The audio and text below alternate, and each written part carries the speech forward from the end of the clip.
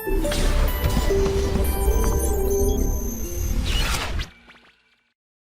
बच्चों, आज हम क्रिया के बारे में पढ़ेंगे।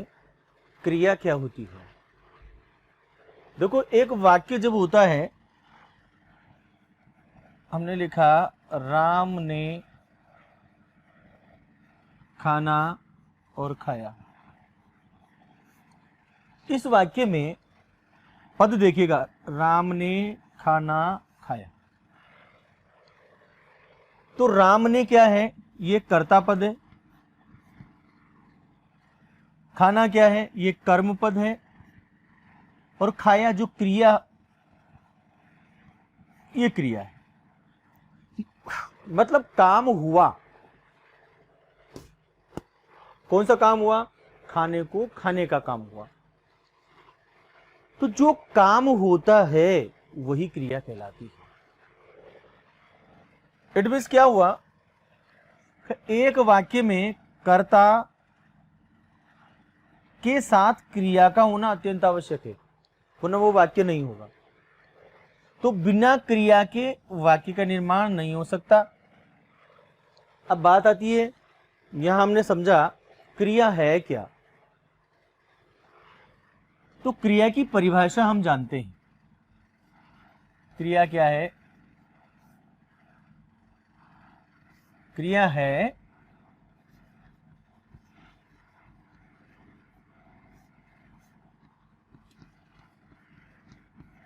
कि जिन शब्दों से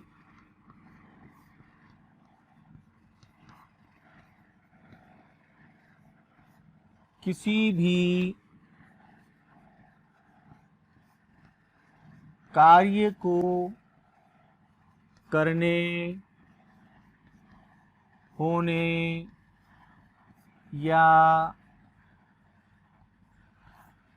कराने का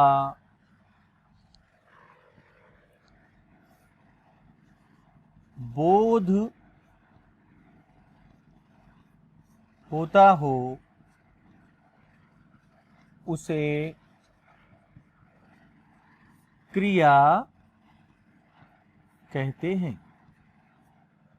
पहली बात, जिन शब्दों से किसी भी कार्य के करने, होने या कराने का बोध होता हो, उसे क्रिया कहा जाता है। आगे इसके बारे में जानकारी प्राप्त करते हैं।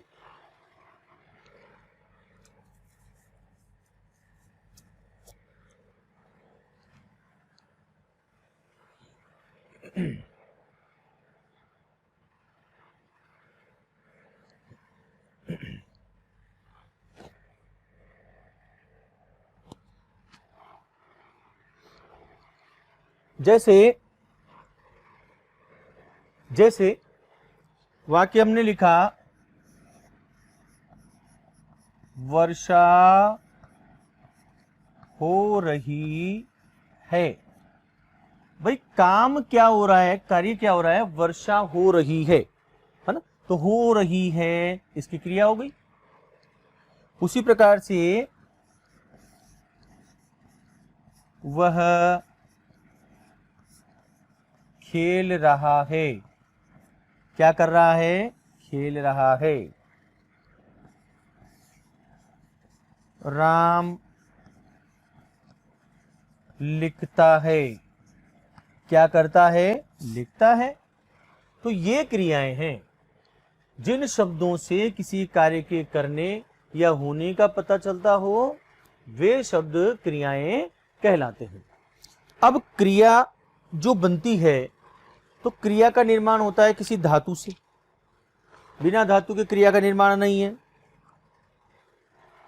किस प्रकार से और कौन सी धातु लग करके कौन सी क्रिया कैसे बनती है, देखते हैं। क्या देखिएगा, ये तो है धातु, फिर इसमें हमने लगाया ना, क्रिया बनी।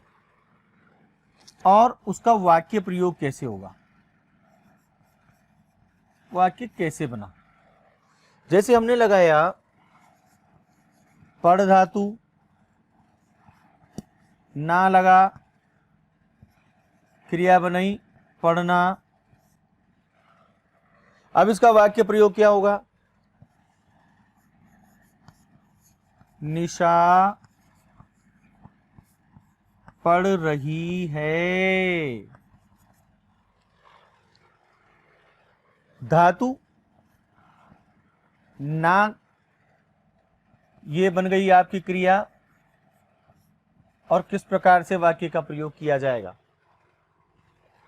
उसी प्रकार से लिख धातु ना बनेगा लिखना।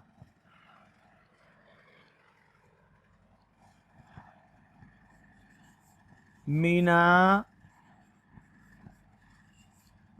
कहानी लिख रही है। लिख ना, लिखना, और जब वाक्य प्रयोग किया गया तो क्या बन गया? लिख रही है। उसी प्रकार से हंस धातु प्लस ना बराबर क्या हो जाएगा? हंसना। और वाक्य प्रयोग जब होगा तब क्या लिखेंगे? श्याम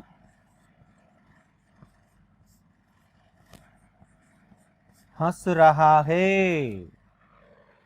ठीक है। उसी तरह से सीख धातु है ना, और क्रिया बन गई सीखना।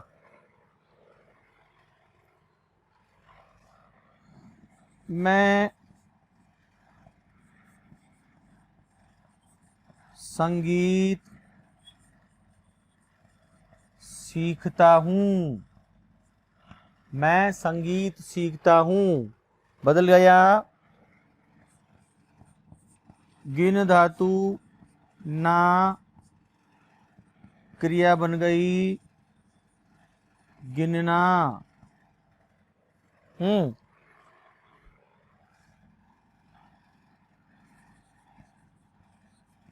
अध्यापक जी छात्रों को गिन रहे हैं। किस प्रकार से धातु और धातु से किस प्रकार से क्रिया का निर्माण होता है, और क्रिया निर्माण के बाद हम किस प्रकार से वाक्य प्रयोग करते हैं, ये हम देख रहे हैं। कर धातु ना, क्रिया करना। मां काम कर रही है। मां काम कर रही है, कर रही है। क्रिया का रूप अकॉर्डिंग टू सेंटेंस गा ना, क्रिया बन गई गाना। और श्याम गाना गा रहा है। गा रहा है, ये क्रिया हो गई। धातु है, उस धातु से क्रिया का रूप बनेगा, और क्रिया का रूप बनने के बाद इस प्रकार से उसका उपयोग किया जाएगा। ये हमने जाना क्रिया के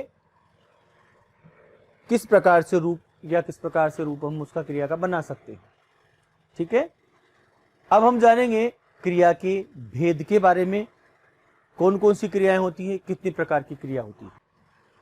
क्रिया के भेद की बात हम करते हैं।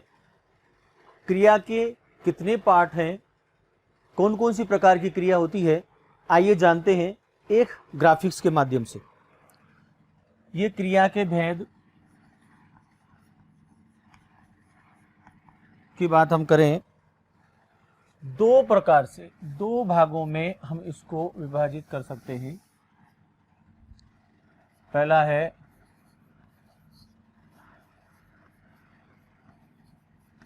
कर्म के आधार पर,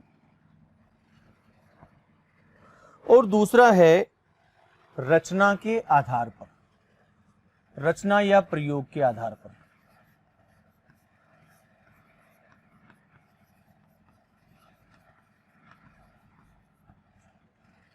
दो प्रकार से है।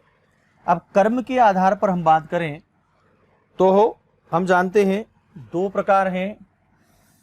कौन कौन से? पहला है अकर्मक क्रिया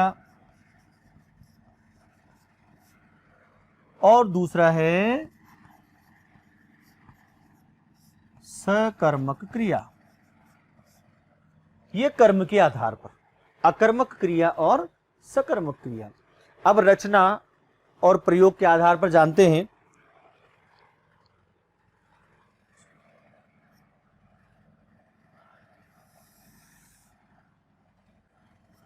पहली है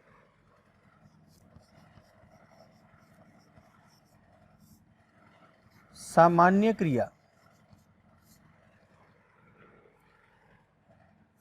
दूसरा है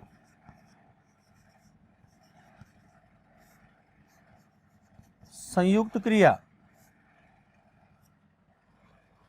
तीसरा है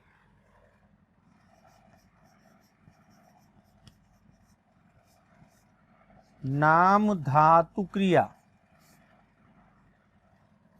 नंबर 4 है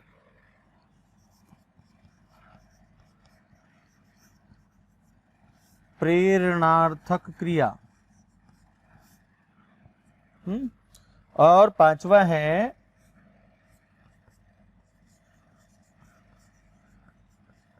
पूर्वकालिक क्रिया।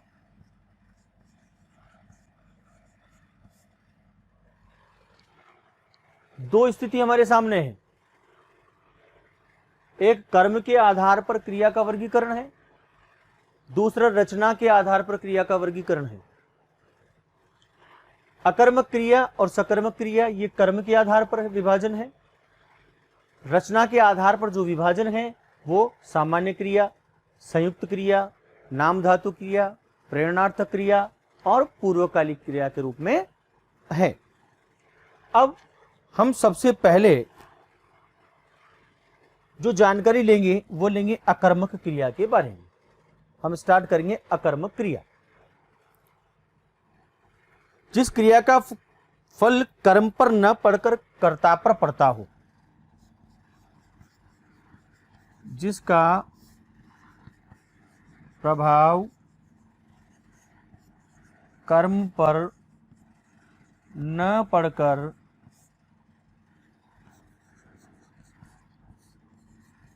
कर्ता पर पड़ता हो। देखिए, कर्म पर न पड़ के कर्ता पर पड़ता हो।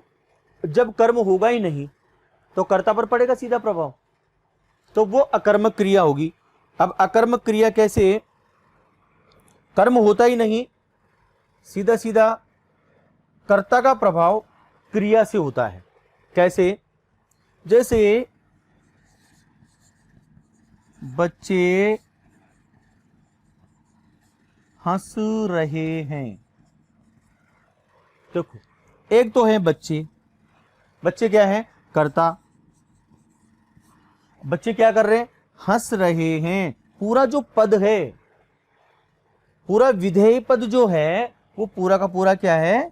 क्रिया पद है, पूरा क्रिया है, कर्म नहीं है। उसी प्रकार से निशा गा रही है। ठीक है, गा रही है निशा। चौथा देखिएगा, श्याम सो रहा है। ठीक है, सो रहा है और श्याम, श्याम करता है, सो रहा है क्रिया है। क्रिया तो है, लेकिन कौन सी क्रिया है? बिना कर्म वाली। तो बिना कर्म वाली क्रिया के लिए हम क्या कहेंगे? अकर्मक क्रिया। नहीं कर्म, इसमें कर्म नहीं है, ऐसी क्रिया को अकर्मक क्रिया कहा जाएगा।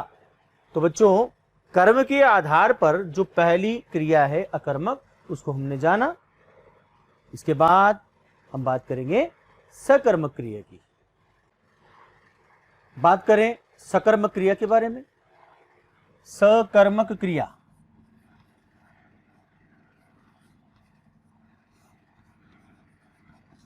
देखिए पता लग रहा है सकर्मक, स सहित कर्म, कर्म के सहित जो क्रिया है, अर्थात हम कहेंगे जब क्रिया का फल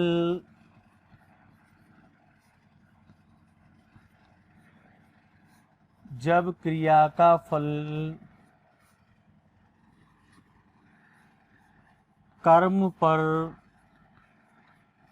पड़ता हो, जब क्रिया का फल कर्म पर पड़ता हो, अर्थात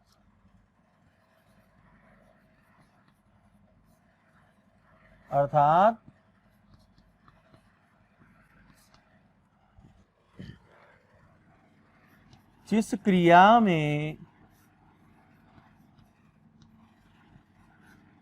कर्म विद्यमान हो, जिस क्रिया में कर्म विद्यमान हो, अर्थात कर्म के साथ वाली क्रिया सकर्मक क्रिया कहलाती है। जैसे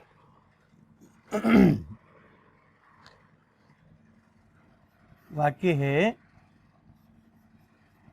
मोहन गाड़ी चला रहा है। एक चीज ध्यान देना है, जो क्रिया है उस क्रिया के साथ आप क्या जोड़ दो। ठीक है, पहला उस क्या से अगर जवाब आता है, मोहन गाड़ी चला रहा है, क्या चला रहा है? गाड़ी। अगर उससे जवाब आ रहा है, इसका मतलब वो कर्म उसमें है, और कर्म है तो वो क्रिया सकर्मक कहलाएगी। उसी प्रकार से निशा पतंग उड़ा रही है, ये अब इसमें कर्ता ने कर्म को, तो देखो इसके साथ में क्या के साथ कौन भी जुड़ सकता है। निशा पतंग उड़ा रही है, उड़ा रही है क्या? पतंग। जवाब निकल आ रहा है, उड़ा रही है, क्या उड़ा रही है? पतंग उड़ा रही है। तो जवाब निकल के आ रहा है, इसका मतलब इसमें कर्म है, और कर्म है तो ये सकर्मक क्रिया कहलाएगी। राधा आम खाती है। राधा क्या है? वाक्य का कर्ता है। खाती है क्या? क्रिया है। राधा खाती है, अरे भाई क्या खाती है? आम खाती है। तो आम क्या है? कर्म है। अर्थात वाक्य के अंदर कर्म है क्रिया के साथ, तो सकर्मक क्रिया कहलाएगी। समझ में आया? आगे देखिएगा, लेकिन यहां पर एक, कई बार वाक्यों के अंदर दो दो कर्म आ जाते हैं, एक कर्मक और द्विकर्मक के रूप में। तो ये जो सकर्मक क्रिया है, ये सकर्मक क्रिया के दो प्रकार हैं, भाग दो हैं। सकर्मक क्रिया के दो भेद हैं। दो भेद कौन से बच्चों? पहला है एक कर्मक, ठीक है, क्रिया, और दूसरा है द्विकर्मक क्रिया। एक कर्मक जहां पर एक कर्म है क्रिया में, द्विकर्मक का मतलब जहां क्रिया के साथ में दो कर्म विद्यमान हैं। कैसे? देखिए, एक कर्मक क्रिया हम लिखेंगे, एक कर्मक क्रिया जहां पर क्रिया के साथ सिर्फ एक कर्म है। एग्जाम्पल देखिएगा, हर्षित अखबार पढ़ रहा है। क्या कर रहा है? पढ़ रहा है। क्या पढ़ रहा है? अखबार पढ़ रहा है। एक ऑब्जेक्ट विद्यमान है, एक कर्म विद्यमान है, इसलिए ये एक कर्मक होगा। दूसरा देखो,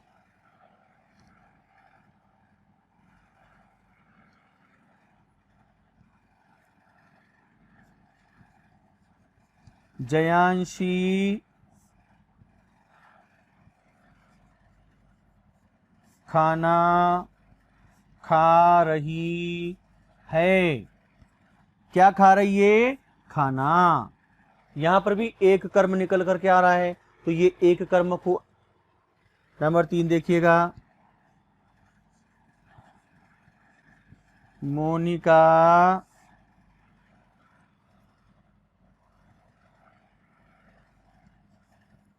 गीत गा रही है। गा रही है। क्या गा रही है? गीत गा रही है।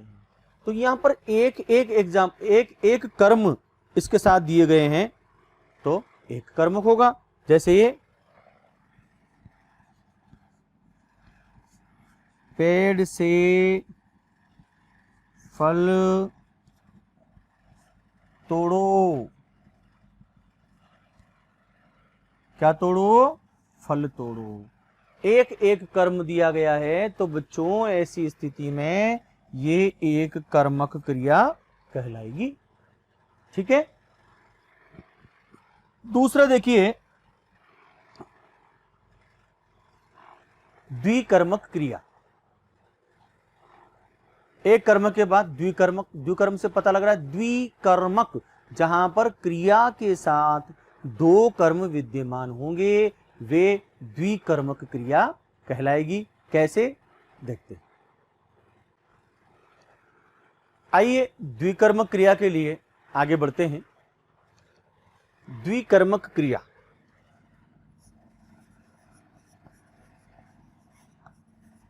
द्विकर्मक क्रिया का मतलब क्या हुआ बच्चों? दो कर्म जहां विद्यमान होंगे, वो दो कर्मक द्विकर्मक क्रिया कहलाएगी। कैसे?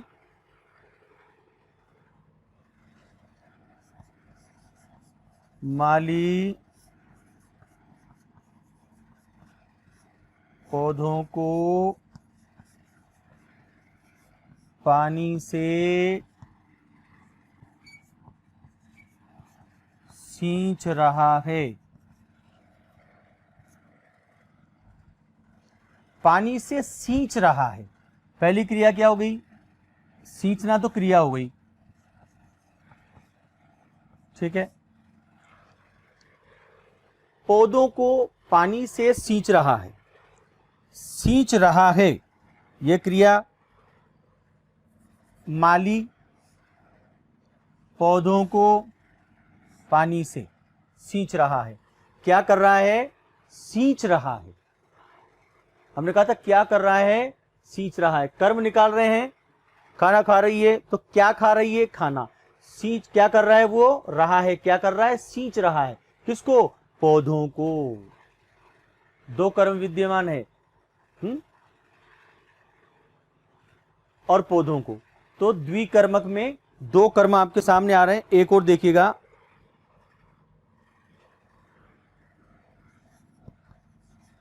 नर्स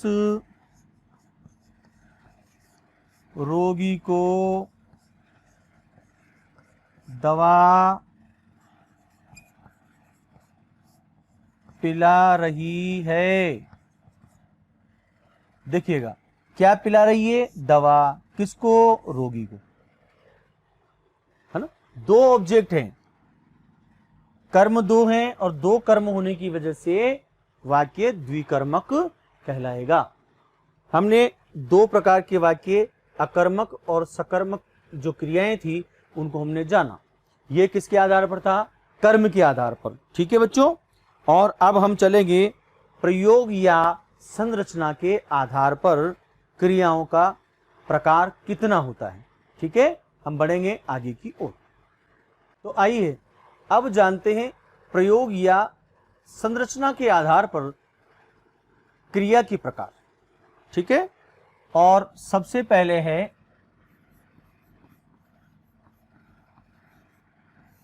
सामान्य क्रिया, साधारण क्रिया। साधारण क्रिया क्या? जब क्रिया एक पद में हो उसे सामान्य क्रिया कहा जाता है। जब क्रिया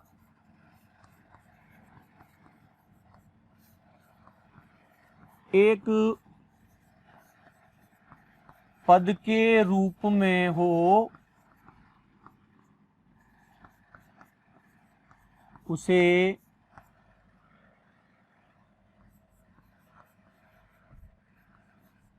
सामान्य क्रिया, उसे सामान्य क्रिया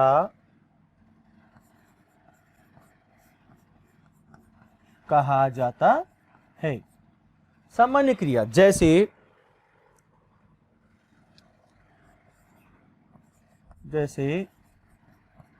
राधा बाजार गई, एक सामान्य क्रिया है, राधा बाजार गई।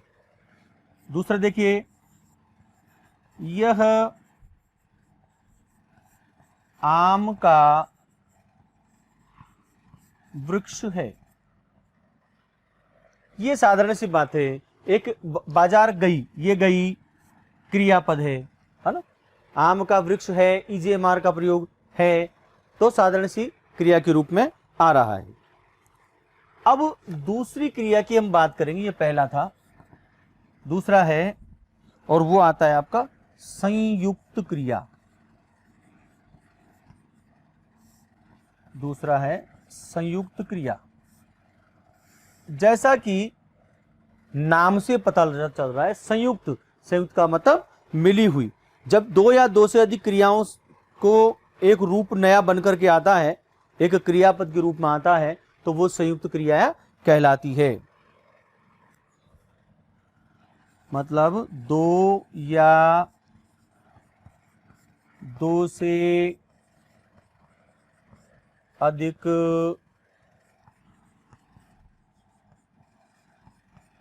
क्रियाओं का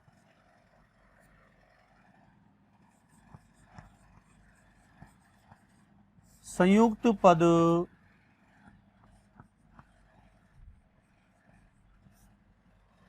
संयुक्त क्रिया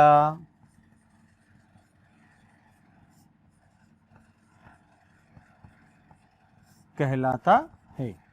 दो या दो से अधिक क्रियाओं का जब पद मिलता है संयुक्त क्रिया कहलाता है। जैसे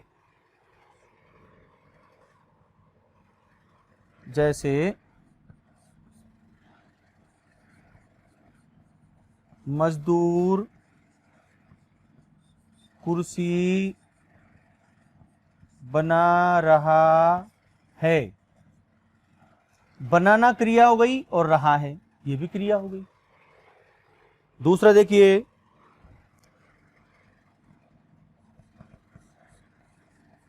राधा नाच रही है। नाचना क्रिया हो गई, रही है क्रिया हो गई, रह होना क्रिया है। ठीक है, नाच रही है संयुक्त क्रिया। दो क्रियाएं एक साथ आ रही है तो वो संयुक्त क्रिया के रूप में मानी जाएगी।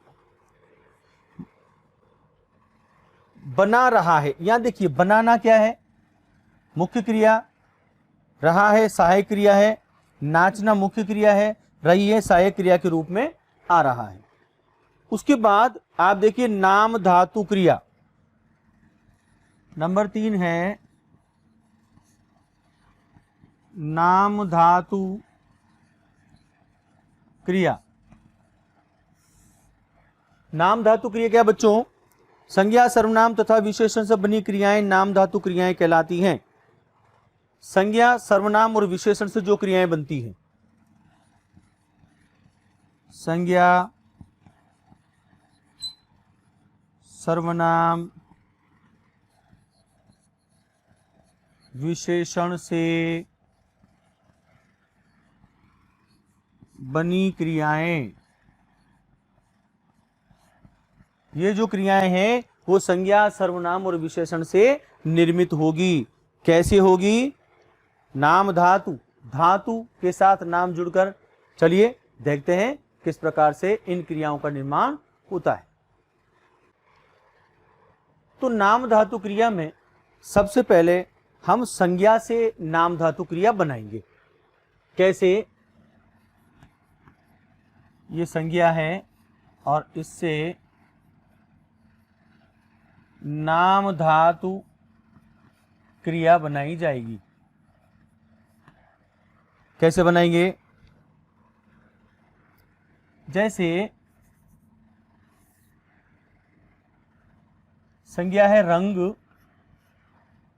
क्या बनेगा?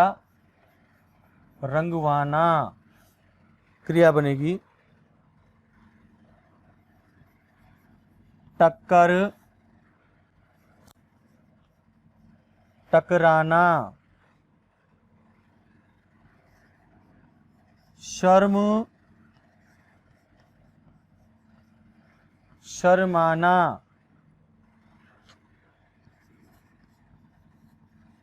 आलस, अलसाना।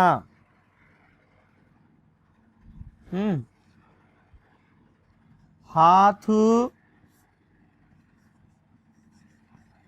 हथियाना।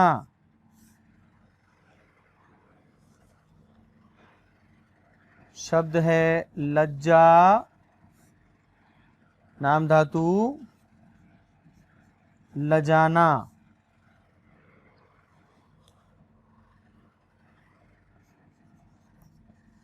फिल्म, फिल्माना। ठीक है, ये संज्ञा है। इस संज्ञा से ये नाम धातु क्रिया का निर्माण हुआ है। जो भी नाम है, नाम से किस प्रकार से हम नाम धातु बनाएंगे? नाम धातु सर्वनाम से देखिएगा, संज्ञा से बनाया हमने, उसके बाद हम यहां से बनाएंगे सर्वनाम, और सर्वनाम से बनेगा नाम धातु। सर्वनाम से भी बनाएंगे, जैसे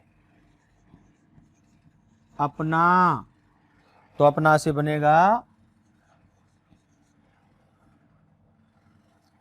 अपनाना, अपना से अपनाना। दूसरा है मैं, मैं से मिमियाना। मिमियाना, मैं से मिमियाना। उसके बाद हम बनाएंगे विशेषण से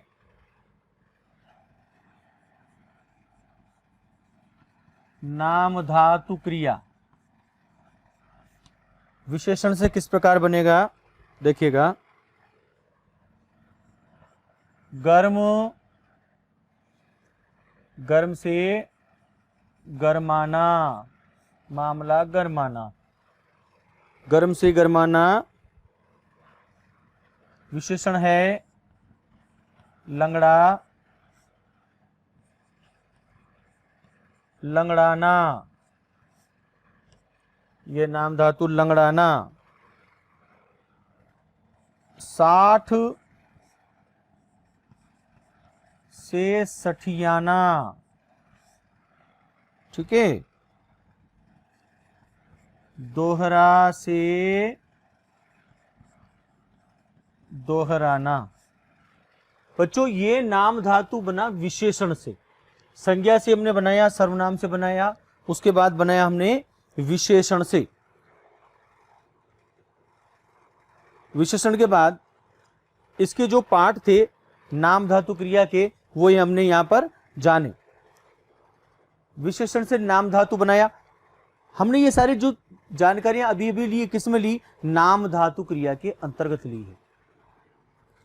अब हम अगले पार्ट पर चलेंगे, और अगला पार्ट है आपका प्रेरणार्थक क्रिया। जो प्रेरणा दे करके काम करवाती है, वो है प्रेरणार्थक क्रिया। ठीक है।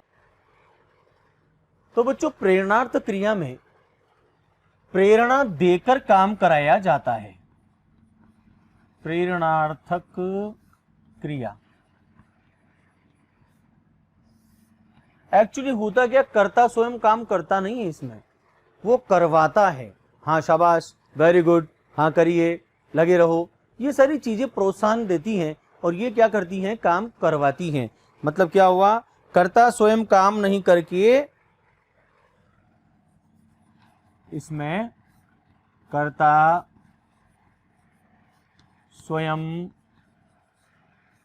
कार्य न करके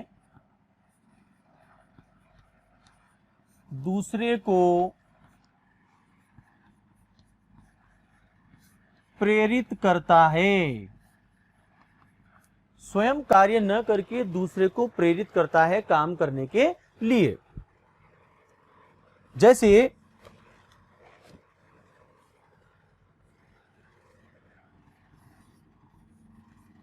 मां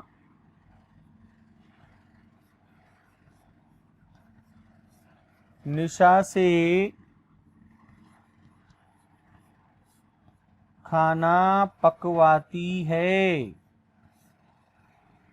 खुद नहीं पकाती है, निशा से खाना पकवाती है। उसी प्रकार से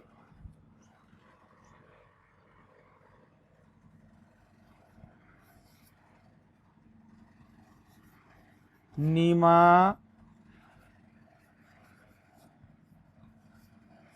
खुशी को खाना खिलवाती है, खिलाती नहीं है, खिलवाती है। मेरा राधा से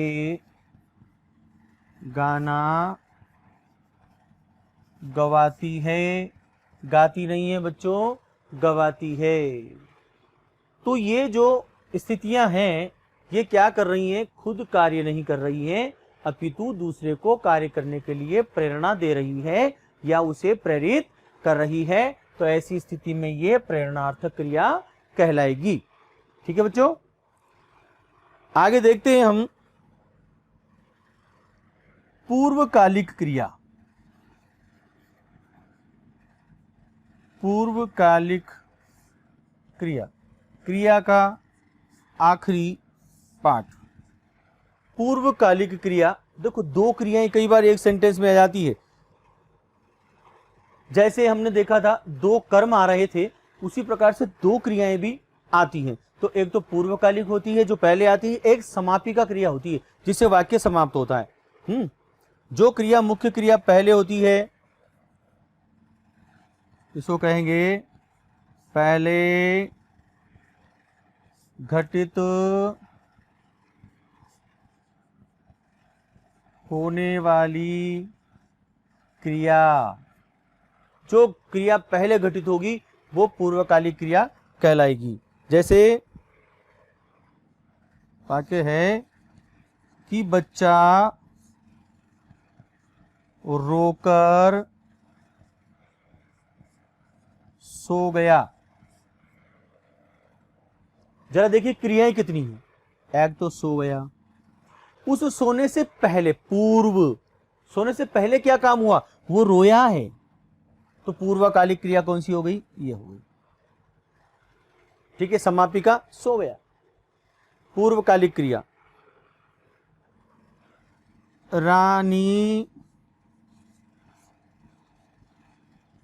पढ़कर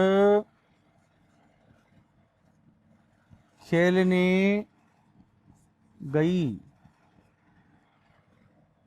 कहां गई, खेलने गई। ये गई क्रिया, लेकिन पढ़कर, पहले पढ़कर।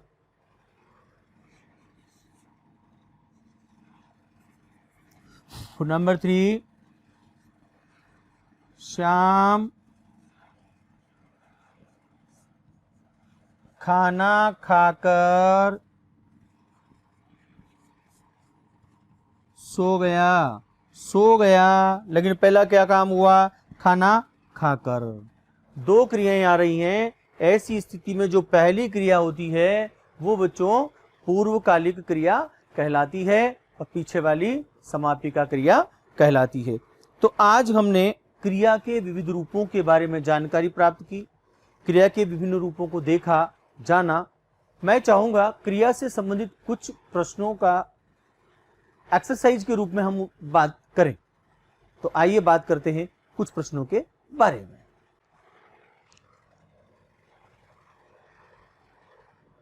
क्रिया से संबंधित कुछ छोटे छोटे से प्रश्नों के साथ मैं आपसे बातचीत करना चाहूंगा। संयुक्त क्रिया का उदाहरण कौन सा है? यहां पर 4 ऑप्शन है और आपको ढूंढना है संयुक्त क्रिया का उदाहरण कौन सा है। नंबर 1,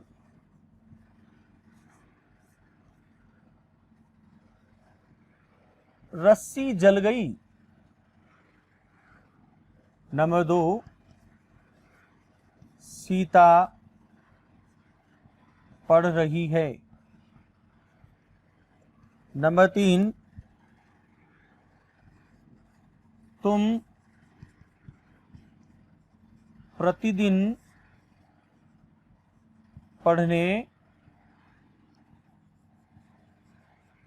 आया करो। और नंबर 4 है बच्चा सोता है। और आपको इसके अंदर बताना है संयुक्त क्रिया कौन सी है। अभी हाल हमने क्या देखा? संयुक्त क्रिया में 2 क्रियाएं मिलती हैं। सीता पढ़ रही है, ठीक है। देखो यहां, तुम प्रतिदिन पढ़ने आया करो, पढ़ने आया करो, ठीक है। तो यहां पर 2 क्रियाएं मिल रही हैं, संयुक्त क्रिया कहलाएगी। आपको प्रेरणार्थक क्रिया ढूंढनी है। लड़का बहुत पढ़ रहा है, यह है प्रेरणार्थक क्रिया। आपको पता होना चाहिए प्रेरणार्थक क्रिया में क्या होगा। कर्ता स्वयं काम नहीं करके प्रेरणा देके काम करवाता है। लड़का बहुत पढ़ रहा है, जैसे राम बहुत पढ़ रहा है, पहला वाक्य। दूसरा है किसान खेत के सूखे पेड़ कटवा चुका है। नंबर 2, किसान सूखे पेड़ कटवा चुका है। नंबर 2। नंबर 3 देखिए, आप बहुत ईमानदार हैं, आप बहुत ईमानदार हैं। और नंबर 4 देखिए,